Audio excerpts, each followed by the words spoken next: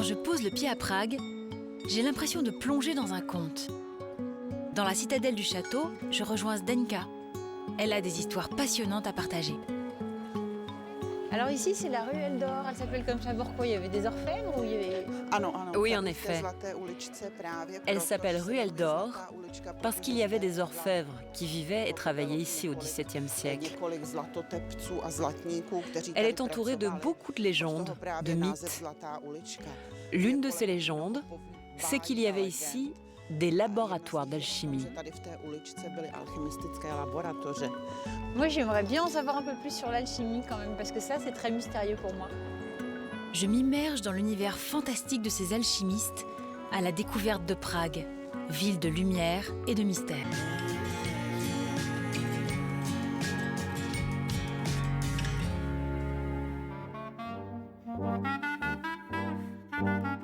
Zdenka m'emmène dans un laboratoire d'alchimie miraculeusement épargné.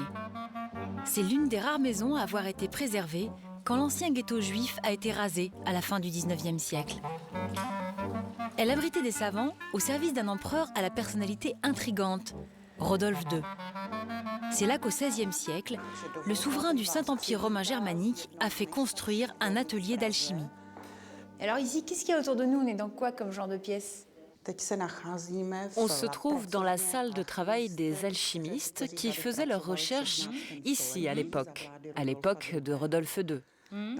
Cette salle a été entièrement reconstruite, comme au XVIe siècle. Pourquoi est-ce qu'à un moment donné, les alchimistes ont convergé et sont tous venus à Prague? On sait ça?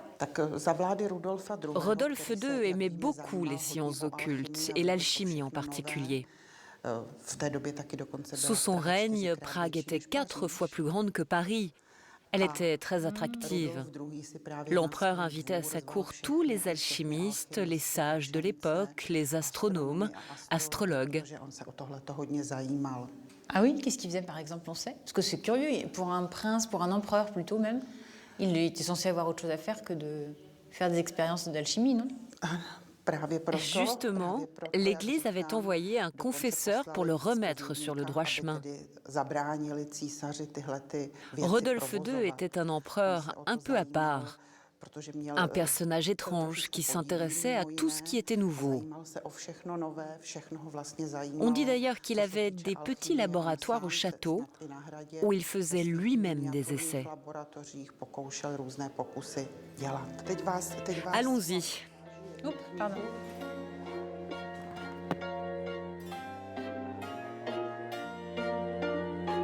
En fait, l'alchimie, qu'est-ce que c'est?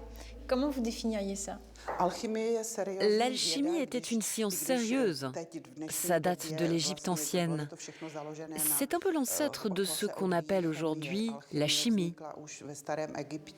Mais c'est un côté un peu plus magique que la chimie quand même, non? Un peu plus... Encore une fois, c'était une science sérieuse, mais en même temps, elle était entourée de grands mystères. Et là, je vais vous montrer en quoi c'était mystérieux. Il y a seulement une dizaine d'années, quand Prague a été dévastée par des inondations. C'est dans ces caves que les alchimistes menaient la quête suprême. Trouver la pierre philosophale, une pierre à tout faire aux vertus magiques. C'est ici que les alchimistes essayaient de transformer des métaux vils en métaux nobles. Tenez, vous pouvez toucher. C'est quoi, c'est une pierre? Oui, c'est une réplique de la pierre philosophale, avec laquelle les alchimistes cherchaient à fabriquer de l'or. On dit qu'ils ont même réussi. Mais pardon, mais moi je suis un peu bête. Mais comment avec un caillou, on peut faire de l'or? D'après les archives qu'on a trouvées, ils auraient réussi à fabriquer de l'or ici, dans ces fours. Ils tentaient de transformer les métaux vils en or grâce notamment à la pierre philosophale. Cette pierre, c'était leur but suprême.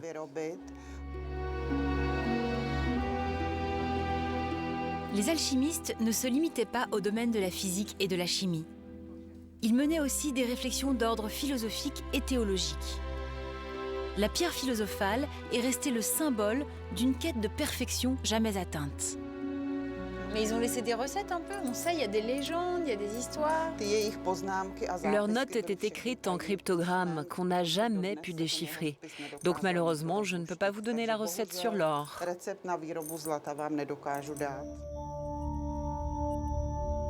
Autre quête des alchimistes, la vie et la jeunesse éternelle. Ils menaient leurs expériences à l'abri des regards, grâce à l'argent des hommes de pouvoir.